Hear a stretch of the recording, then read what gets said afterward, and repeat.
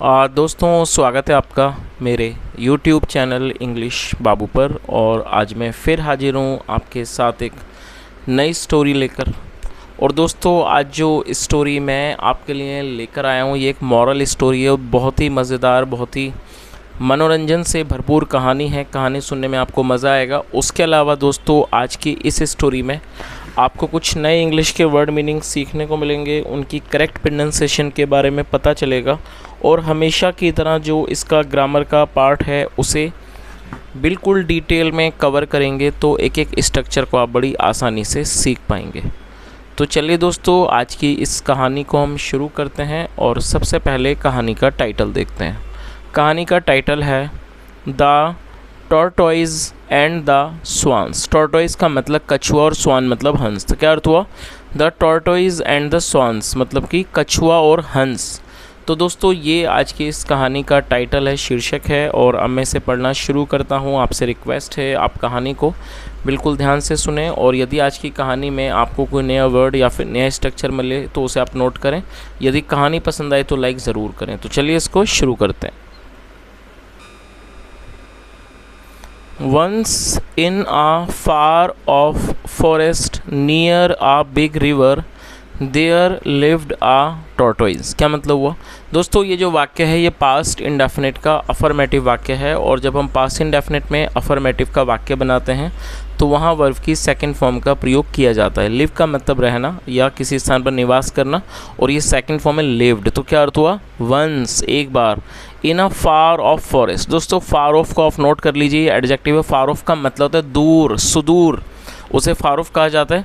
एक बार एक सुदूर जंगल में, नियर अ बिग रिवर, एक बड़ी नदी के पास, देयर लिव्ड अ टॉर्टोइज, और एक कछुआ रहता था। तो इस पूरी लाइन का क्या अर्थ हुआ कि एक बार दूर जंगल में, नदी के पास एक कछुआ रहता था। एक बड़ी नदी के पास, बिग रिवर मतलब बड़ी नदी के पास एक कछुआ रहता था।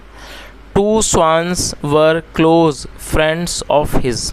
दोस्तों, ये जो वाक्य है ये सिंपल पास्ट का वाक्य है। सिंपल पास्ट का मतलब जब हम पास्ट में कोई ऐसा वाक्य बनाते हैं जहाँ वॉज या वर का इस्तेमाल हेल्पिंग ऑफ के रूप में किया जाता है, साथ में नाउन या एडजेक्टिव को लेकर वाक्य बनाया जाता है। और इस तरह के वाक्यों में वर्ब का प्रयोग नहीं किया जाता है। तो क्या अर्थ हुआ? Two swans were close friends of his मतलब दो हंस उसके अच्छे दोस्त थे। क्लोज फ्रेंड मतलब अच्छे दोस्त होना। They used to swim in the river together and eat together. दोस्तों, इस वाक्य में यूज टू का प्रयोग किया गया। देखिए, यूज टू का प्रयोग पास्ट की आदत को बताने के लिए किया जाता है। जब हम पास्ट में कोई ऐसा वाक्य बनाते हैं जहाँ ये दर्शाते हैं कि पास्ट में कोई व्यक्ति किसी काम को निरंतर करा करता था, कोई आदत दिखाते हैं, तो वहाँ पर यूज टू का प्रयोग किया जाता है। और यूज टू के बाद हमेशा ही वर्ब की फर्स्ट फॉर्म लगाई जाती है। अब आप देखिए यहाँ पर यूज टू के बाद फर्स्ट फॉर्म का यूज़ किया गया। स्विम का मतलब तैरना, और दे का मतलब वे या वे लोग। जब सब्जेक्ट में एक से ज़्यादा लोग होते हैं तो वहाँ दे का यूज़ किया जाता है। तो क्या अर्थ हुआ? They used to swim in the river together. Together एक साथ मतलब वे लोग, या कह सकते हैं वे नदी में एक साथ तैरा करते थे। एंड ईट टुगेदर, और एक साथ खाते थे। दे एक्सचेंज्ड स्टोरीज अबाउट दैमसेल्व्स। दोस्तों, एक्सचेंज का मतलब होता है आदान प्रदान करना, सेकंड फॉर्म एक्सचेंज्ड, और ये भी पास्ट का अफर्मेटिव वाक्य है। तो क्या अर्थ हुआ? दे एक्सचेंज्ड स्टोरीज अबाउट दैमसेल्व्स मतलब वह अपने बारे में कहानियों का आदान प्रदान करते थे। इसका मतलब ये हुआ कि वो एक दूसरे को अपनी कहानियाँ सुनाते थे, जो उनके जीवन की बातें होती थी। While the tortoise would often complain how good it would have been if he could fly। क्या अर्थ हुआ? while का मतलब होता है इस दौरान या फिर जबकि। While the tortoise would often complain, दोस्तों यहाँ पर would का यूज़ किया गया है। would का यूज़ भी पास्ट की आदतों को दिखाने के लिए किया जाता है। तो इसका क्या अर्थ हुआ कि while मतलब कि जबकि जो कछुआ था वो अक्सर, ऑफन मतलब अक्सर, शिकायत करता। How good it would have been कि कितना अच्छा होता। इफ़ ही कुड फ्लाई अगर वो उड़ पाता।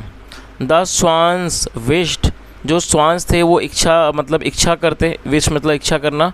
दे हैड अ प्रोटेक्टिव शेल। दोस्तों, प्रोटेक्टिव शेल का मतलब होता है सुरक्षा कवच, कि वो अपनी इच्छा बताते, वो इच्छा करते कि काश उनके पास एक सुरक्षा कवच होता। लाइक द टॉर्टोइज, कछुए की तरह। टू सेव देम, उनको बचाने के लिए, फ्रॉम द हंटर्स अरोज। दोस्तों हंटर के बाद एपिस्ट्रोफी ऐसे जिसका मतलब काकी के, और अरो का मतलब बाण या फिर तीर, तो हंटर्स अरोज मतलब कि शिकारी के तीरों से। तो इस पूरी लाइन का क्या अर्थ हुआ कि जबकि जो कछुआ था वो अक्सर शिकायत करता कि कितना अच्छा होता कि अगर वो उड़ पाता, जबकि जो श्वास थे, हंस थे, वो इच्छा करते कि अगर दे हैड कि काश उनके पास एक सुरक्षा कवच होता कछुए की तरह। टू सेव देम, उनको बचाने के लिए, फ्रॉम द हंटर्स अरोज, शिकारी के तीरों से, शिकारी से, बाणों से उनको बचाने के लिए काश उनके पास भी एक रक्षा कवच होता। चलिए आगे देखिए।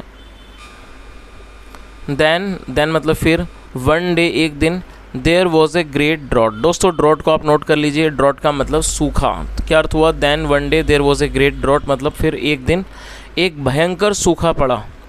The humans around the forest cut down many trees, जो ह्यूमन्स थे मतलब जो मानव थे, लोग थे, अराउंड द फॉरेस्ट जंगल के आसपास, कट डाउन मैनी ट्रीज, उन्होंने कई पेड़ों को काट दिया। बिकॉज ऑफ विच, जिसके कारण, एवरीथिंग स्टार्टेड डाइंग।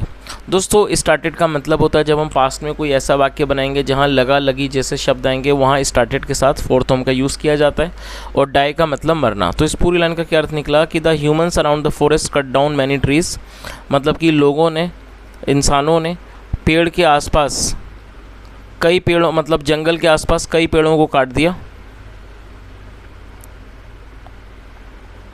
मतलब जो लोग थे जंगल के आसपास उन्होंने कई पेड़ों को काट दिया। बिकॉज ऑफ विच, जिसके कारण, एवरीथिंग स्टार्टेड डाइंग, हर चीज़ खत्म होने लगी। डाइंग का मतलब खत्म होना, मरना, हर चीज़ खत्म होने लगी, मरने लगी। The animals started leaving the forest. दोस्तों लीव का मतलब छोड़ना होता है, और यहाँ भी स्टार्टेड का यूज़ है, तो यहाँ पर भी लगा लगी शब्द का यूज़ किया गया है। The animals started leaving the forest मतलब जो एनिमल्स थे, जानवर थे, पशु थे, वो जंगल को छोड़ के जाने लगे, छोड़ने लगे। They went to other places, और दोस्तों ये भी पास्ट का फॉर्मेटिव वाक्य है। गो मतलब जाना, second form went. They went to other places, वे अन्य स्थानों पर चले गए। The swans also decided to go to another river, और जो स्वान्स थे, जो हंस थे, ऑल्सो डिसाइडेड, उन्होंने भी फैसला किया। डिसाइड मतलब फैसला करना, निर्णय करना। उन्होंने भी निर्णय किया। To go to another river, दूसरी नदी पर जाने का उन्होंने भी फैसला किया। When they informed the tortoise of their decision, decision को यहाँ पर नाउन के रूप में प्रयोग किया गया जिसका मतलब होता है निर्णय या फिर फैसला। और दोस्तों ये भी पास्ट का फॉर्मेटिव वाक्य है क्योंकि यहाँ सेकंड फॉर्म का यूज़ किया गया। इन्फॉर्म का मतलब सूचित करना, किसी को खबर देना, बताना। When they informed the tortoise of their decision मतलब कि जब उन्होंने कछुए को अपने निर्णय के बारे में सूचित किया, अपने निर्णय के बारे में बताया। ही स्टार्टेड क्राइंग, वह रोने लगा। If you leave me here, अगर आप मुझे यहाँ छोड़ दोगे, लीव मतलब छोड़ना, if you leave me here, अगर आप मुझे यहाँ छोड़ दोगे। हाउ विल आई लिव, मैं कैसे रहूँगा, या कह सकते हैं मैं कैसे जीऊँगा। If I do not die of drought, यदि मैं सूखे से नहीं मरता। I would surely die of loneliness, मैं निश्चित रूप से, श्योरली दोस्तों एडवर्ब है जिसका मतलब निश्चित रूप से, मैं निश्चित रूप से अकेलेपन से मर जाऊंगा। और दोस्तों आप इस वर्ड को नोट कर लीजिए, लोनलीनेस ये एक नाउन है जिसका मतलब होता है अकेलापन। तो इस पूरी लाइन का क्या अर्थ निकला, यहाँ से देख लेते हैं कि जब उन्होंने मतलब कि उन्होंने जब कछुए को अपने निर्णय के बारे में बताया, सूचित किया, वह रोने लगा। ही स्टार्टेड क्राइंग, और उसने क्या कहा, if you leave me here how will I live, अगर तुम मुझे यहाँ छोड़ दोगे तो मैं कैसे जीऊँगा। If I do not die of drought, अगर मैं सूखे से नहीं मरूंगा। I would surely die of loneliness, मैं निश्चित रूप से अकेलेपन से मर जाऊंगा। The eyes of the swans also became wet, और दोस्तों आप इस वर्ड को नोट कर लीजिए, वेट का मतलब गीला होता है। The eyes of the swans also became wet मतलब जो आंखें थीं हंसों की वो भी गीली हो गई। चलिए आगे देखिए। But what can we do, और दोस्तों ये इंट्रोगेटिव का वाक्य है और यहाँ पर वॉट का यूज़ इंट्रोगेटिव वर्ड के रूप में किया गया और कैन का मतलब सकना। तो क्या अर्थ हुआ, but what can we do, लेकिन हम क्या कर सकते हैं। We can not stay here, here मतलब यहाँ, we can not stay here, stay मतलब ठहरना, we can not stay here, हम यहाँ नहीं ठहर सकते। And you can not fly with us, और आप हमारे साथ नहीं उड़ सकते। चलिए आगे देखिए। आई थिंक, मुझे लगता है, we will have to accept the situation, दोस्तों ये जो वाक्य है देखिए, इसमें विल हैव टू का यूज़ किया गया है, आप इसे नोट कर लीजिए। ये फ्यूचर फोर्स्ड एक्शन सेंटेंस है। फ्यूचर फोर्स्ड एक्शन सेंटेंस का मतलब है जब हम फ्यूचर में कोई ऐसा वाक्य बनाएं जहाँ पर किसी भी तरह की विवशता को दर्शाना चाहते हैं तो वहाँ विल हैव टू का प्रयोग किया जाता है, साथ में वर्ब की फर्स्ट फॉर्म लगाई जाती है। जैसे मान लीजिए कोई भी आप ऐसा वाक्य बनाएंगे जहाँ पर आप विवशता को दर्शाएंगे फ्यूचर में, तो वहाँ आप विल हैव टू का यूज़ करेंगे। जैसे आप वाक्य बनाएंगे मुझे खेलना पड़ेगा, इसमें भी विवशता को आप दर्शा रहे हैं, I will have to play, उसे जाना पड़ेगा, he will have to go. तो इस तरह के वाक्यों में जब भी कोई ऐसा वाक्य आप देखें कि जहाँ पर आप फ्यूचर में विवशता को दर्शाना चाहते हैं तो विल हैव टू के साथ फर्स्ट फॉर्म का वहाँ पर यूज़ करें। तो क्या अर्थ हुआ? और एक्सेप्ट का मतलब है स्वीकार करना। आई थिंक मुझे लगता है, we will have to accept the situation, मुझे लगता है हमें स्थिति को स्वीकार करना होगा। You will have to go to some other river, और दोस्तों ये भी फ्यूचर फोर्स्ड एक्शन सेंटेंस है। You will have to go to some other river, तुम्हें किसी और नदी पर जाना पड़ेगा फॉर वाटर, पानी के लिए।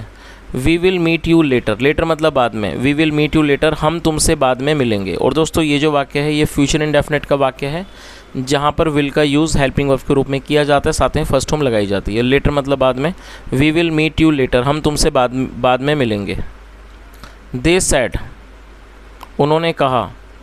ट्राइंग टू कंसोल हिम, आप दोस्तों इस वर्ड को नोट जरूर कर लीजिए। कंसोल का मतलब होता है किसी को कोई दिलासा देना, सांत्वना देना, और ये वर्ब की फर्स्ट फॉर्म है। तो क्या अर्थ हुआ? दे सैड, उन्होंने कहा। ट्राइंग टू कंसोल हिम मतलब उसको समझाने की कोशिश, दिलासा देने की कोशिश करते हुए उससे उन्होंने कहा कि हम बाद में मिलेंगे। चलिए आगे देखिए।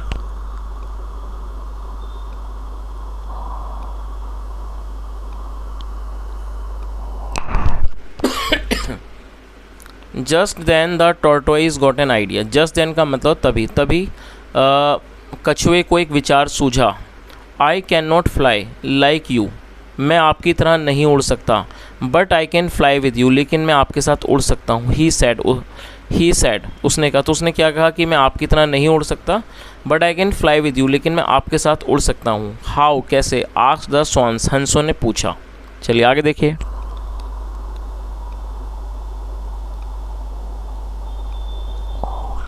गेट अ स्टिक, गेट मतलब लाना, गेट ए स्टिक, स्टिक का मतलब छड़ी, एक छड़ी लाओ। देन फिर you can hold the stick, hold मतलब पकड़ना, फिर आप स्टिक को, छड़ी को पकड़ सकते हो। एट द टू एंड्स मतलब दोनों सिरों से। वाइल जबकि, आई विल होल्ड मैं पकड़ लूँगा, इट इसको, इन द मिडल बीच में, विद माई माउथ अपने मुँह से। देन फिर वैन यू फ्लाई जब आप उड़ोगे, I will get carried with you मैं आपके साथ उड़ जाऊँगा। कैरिड मतलब किसी को ढोना, मैं आपके साथ, आई will get carried with you मैं भी आपके साथ ढोया जाऊँगा, मैं भी आपके साथ आ जाऊँगा। तो उसने क्या कहा कि भाई आप एक स्टिक लाओ, एक छड़ी लाओ, फिर आप उसको उसके दोनों सिरों को अपने मुंह से पकड़ लेना, और मैं उसको बीच में से पकड़ लूँगा अपने मुंह से, और जब आप उड़ोगे, when will you fly I will get carried with you मैं भी आपके साथ उड़ जाऊँगा, मतलब मैं भी आपके साथ ढोया जाऊँगा। द स्वान्स अग्रीड, अग्री मतलब का मतलब होता है राज़ी होना, सहमत होना। सेकंड फॉर्म अग्रीड, जो स्वान्स थे, हंस थे, वो सहमत हो गए। एंड गॉट द स्टिक, और वो छड़ी को ले आए। होल्ड द स्टिक टाइटली, तो उन्होंने क्या कहा कि स्टिक को, छड़ी को कसकर पकड़ो। प्लीडेड द टॉर्टोइज, प्लीड का मतलब विनती करना, और सेकंड फॉर्म प्लीडेड, जो कछुआ था उसने विनती की कि छड़ी को कस के पकड़ो। टाइटली मतलब कसकर। We will said the swans, swans ने कहा कि हम ऐसा करेंगे। But you must also be careful not to let go of the stick. दोस्तों यहाँ मस्ट का यूज़ किया गया। मस्ट का प्रयोग किसी भी आवश्यक सलाह को दर्शाने के लिए किया जाता है। तो उसने क्या, स्वान्स ने क्या कहा, लेकिन you must also be careful, आपको भी केयरफुल रहना होगा। Not to let go of the stick मतलब छड़ी को जाने मत देना। इट इज़ पॉसिबल, ऐसा संभव है, that the humans will laugh at you, कि जो ह्यूमन्स हैं, लोग हैं, विल लाफ एट यू वो आप पर हंसेंगे। इट इज़ देयर हैबिट, ये उनकी आदत है, टू लाफ हंसना, एट थिंग्स चीज़ों पर, दे डू नॉट अंडरस्टैंड जो वो नहीं समझते। तो उसने क्या कहा कि ये मतलब कि लोगों की, ये उनकी आदत है कि जो चीज़ उनको समझ में नहीं आती उस पर वो हंसते हैं।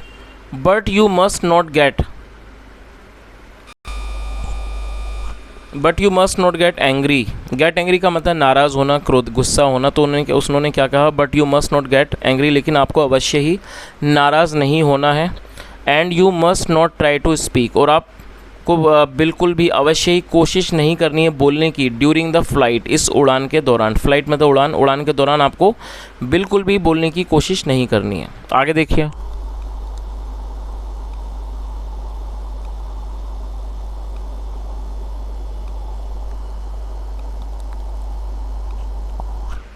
As they flew across the sky. दोस्तों ये भी पास्ट का फॉर्मेटिव वाक्य है। फ्लाई का मतलब सेकंड फॉर्म यहाँ यूज़ किया गया है। फ्लाई मतलब बोलना, second flew, as they flew across the sky, और जैसे ही वो मतलब कि आसमान में उड़े। The children in the neighbouring village, जो बच्चे थे इन द नेबरिंग विलेज, पड़ोसी गाँवों में, विलेजेस मतलब गाँव, पड़ोसी गाँवों में। वर अमेज्ड, वो हैरान थे। एट द स्ट्रेंज साइट, मतलब स्ट्रेंज का मतलब दोस्तों ये एडजेक्टिव है जिसका मतलब होता है अजीब, और साइट मतलब नज़ारा। मतलब इस अजीब नज़ारे पर, इस अजीब दृश्य को देखकर वो जो बच्चे थे पड़ोसी गाँवों के, वो बहुत ज़्यादा अचंभित थे, बहुत ज़्यादा हैरान थे। व्हाट इज़ दिस, ये क्या है। अ फ्लाइंग टर्टल, एक उड़ता हुआ कछुआ। हा हा हा, दे लाफ्ड, वो हंसे। चलिए आगे देखिए,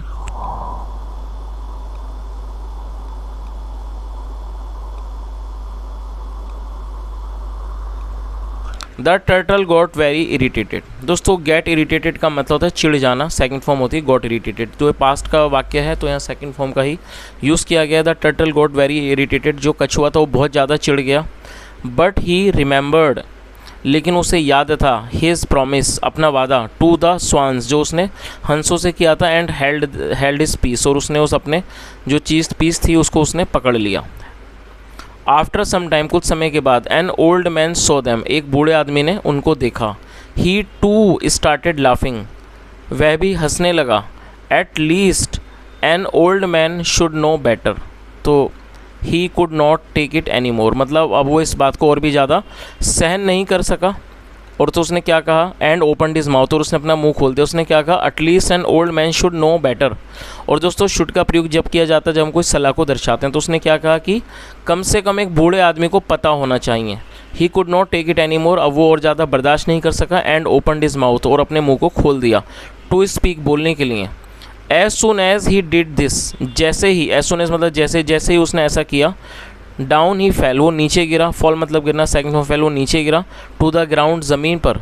एंड इंस्टेंटली डाइड। दोस्तों इंस्टेंटली मतलब तुरंत, तुरंत डाइड, और वो तुरंत उसकी मृत्यु हो गई। चलिए दोस्तों अब इस कहानी का जो मॉरल है वो भी एक बार देख लीजिए।